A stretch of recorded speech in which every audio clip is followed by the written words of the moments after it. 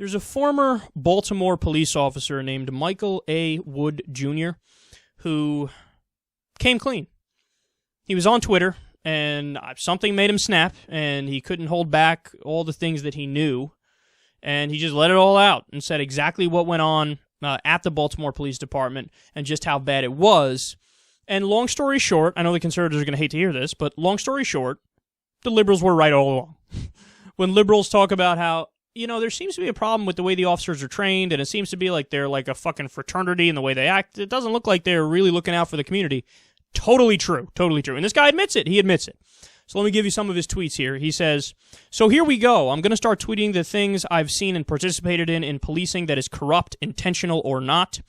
A detective slapping a completely innocent female in the face for bumping into him coming out of a corner chicken store. Punting a handcuffed, face-down suspect in the face after a foot chase. It was my handcuffs, not my boot or suspect. CCTV cameras turning as soon as a suspect is close or caught." Oh, so they're trying to hide what they do when they beat the shit out of him. Here's another one that shocked me. "Pissing and shitting inside suspects' homes during raids on their beds and clothes. Jacking up and illegally searching thousands of people with no legal justification. Having other people write PC statements who were never there because they could twist it into legality. Summonsing officers who weren't there so they could collect the overtime. Targeting 16 to 24-year-old black males, essentially because we arrest them more, perpetuating the circle of arresting them more." There you have it. There you have it. We will accept all the apologies from conservatives. You have a week to usher in all of your apologies. I'm sure every single one of you will give us one. That's not going to happen. Most of them are just going to fucking continue saying the same horseshit. Okay. See, here's why this is so important. It puts it into context, and now you understand why it is that in many poor communities, in many African-American communities around the country, they feel as if police are essentially an invading army that is occupying them. They're not there looking out for their best interest. They're not there to uphold the law. They're not there to deliver justice. What they're there to do is harass and shake down. Okay, and we know that with the drug war and civil asset forfeiture, sometimes that's literally what happens. They shake them down with civil asset forfeiture, take the money, and then they don't get it back. They arrest them, put them in jail for smoking marijuana, and we have the new Jim Crow.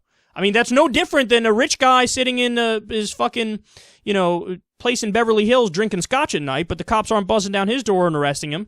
He's just doing a substance. He's not hurting anybody. Same thing with a guy smoking weed in the hood, but they view it as, fuck it, let's arrest him and let's harass him and let's have this new Jim Crow, the entire drug war, go on. So this is why it's so important, because it gives you context, it gives you perspective, and you understand that there's a good reason why people in poor communities and in African-American communities, they're standoffish with the cops because they know that they don't give a fuck about them. They don't care about them, man. So the way that we need to fix, there's many ways we need to fix this, but first and foremost, clean house, son. Clean house. Everybody who was ever involved in any kind of abuse whatsoever, let them go. And if it turns out that, hey, you got to start from scratch with the police department, so be it. You got to do what you got to do. I'm not going to keep somebody on the force who is pissing and shitting on somebody's bed and acting like they're the ones that are moral. Fuck out of here. That's the opposite. That's a fireable offense.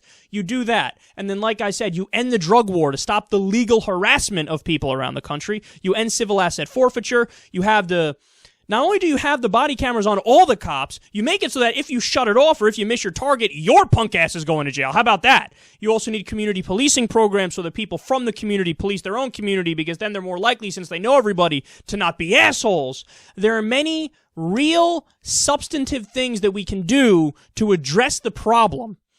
And when you read something like this, you find out very clearly the problem is way worse than even some of the harshest critics thought it was. When they're going this far and people who were police officers are admitting, yeah, it's all bullshit and we're just a gang.